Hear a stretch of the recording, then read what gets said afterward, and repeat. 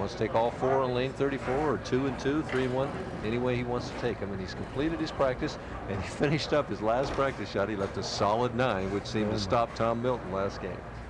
Well, this is interesting because Jim Harvey went to Wayne Webb's home in Indianapolis, worked on his game, completely changed it around, release, the grip, everything. Let's see if it pays off. Biggest night of his life. Absolutely. And that's the way to start. Boy, that's not bad. Jim Harvey.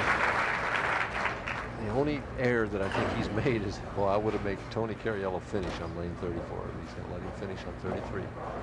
Cariello struggled the last 3 times on this lane and got no practice in between, so he's going to have to figure it out on the spot.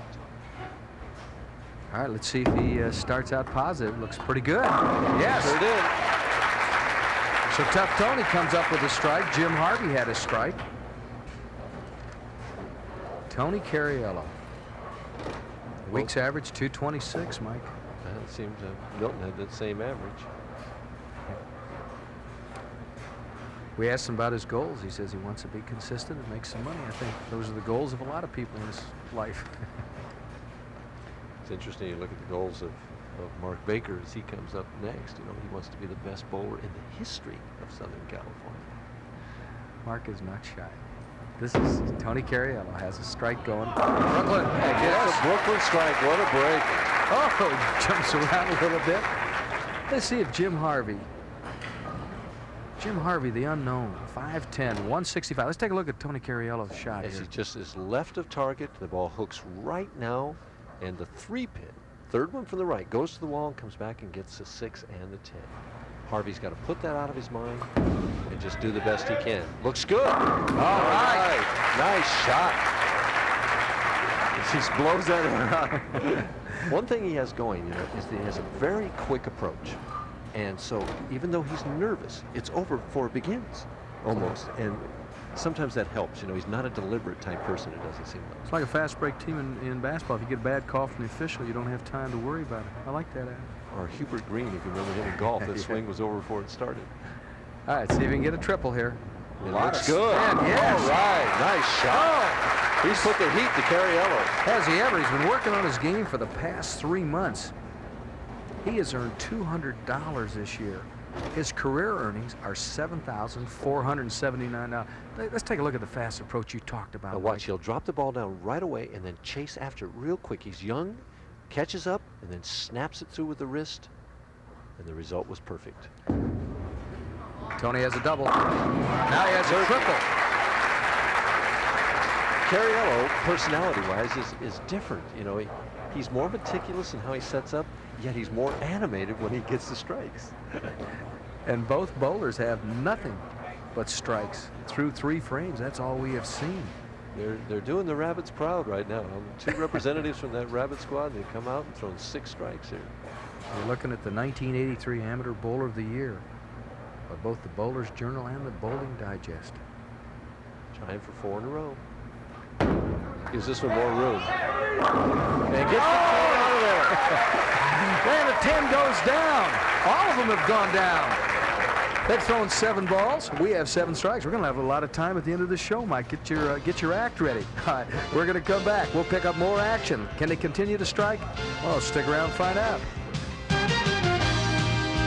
What a story developing here. Jim Harvey, first time on TV, has and a I think triple goal. This is the key shot for him. After the commercial, you know, he has a tendency sometimes to break your concentration, especially the first time you've been on.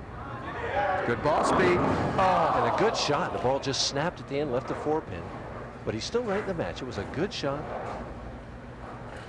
Sure could have struck. Good approach, good ball speed. We may hear a great deal of Jim Harvey. Well, Larry Lobb has run across him down in the Tucson area, and Larry says that his ball definitely can strike. All right, going after a 4-pin. 4th frame. And he hit it and it didn't fall over. And you believe that? We may look back at that one.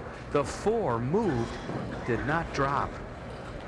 Open frame in the There's the 4th. inexperience. He may not have practiced that spare in practice and known that the lane was slick in the middle and didn't get across to make that spare. The 4th frame, he leaves the 4. And misses. Leaving it was not so bad, but missing. All right, let's see if he can fight back now. Mentally, can he do it? Yes. Yes, did a good job. You made an excellent point, though, Mike. We went to commercial. There was a little bit of time to sit down and think, here I am. I'm on national television. I've got an opportunity to win more money than I ever have. And maybe lost that concentration for a moment. Well, there's a certain feeling that to lose. You know, you got the string going now. You want to get up there, get going. You got to sit down and wait. Tony-Cariello struggled a little bit in his match with Tom Milton. Still rolled a 214. Oh, Tony is perfect.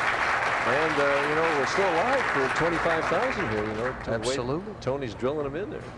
Yes, 5 in a row. True Value will give him $25,000. He leads by 33. Boy, what a big shot that 4-pin was. If Harvey carries the 4-pin, we even. He left it and missed it as Cariello asked for a re-rack.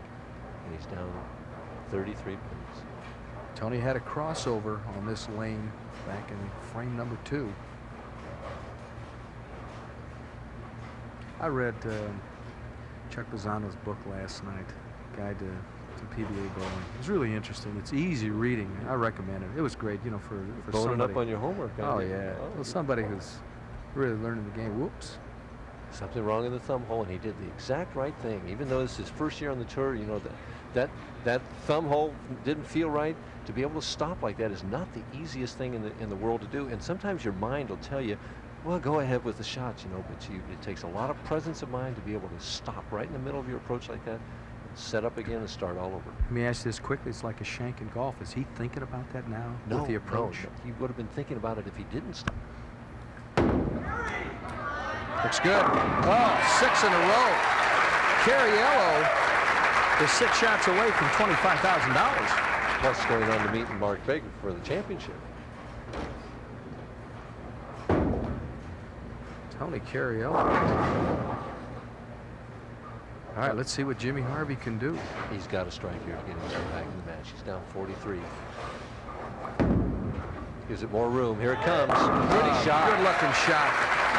In high school, it was all bowling, and he worked on cars. That was the love of his life.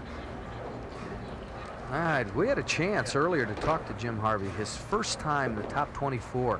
Asked him about the big turnaround in his career. Well, I had bowled a little bit out in the winter, and I had a little help from Wayne Webb, and went home, did the necessary adjustments with my game and everything, just practiced real hard for 3 months, and now I just come back out to bowl some more and see how well I can do. Well, he's done very well. He has the same number of strikes as Tony-Cariello. The only problem is he's got an open in the 4th. And I see our scorekeeper over here rooting, you know, he's waving that.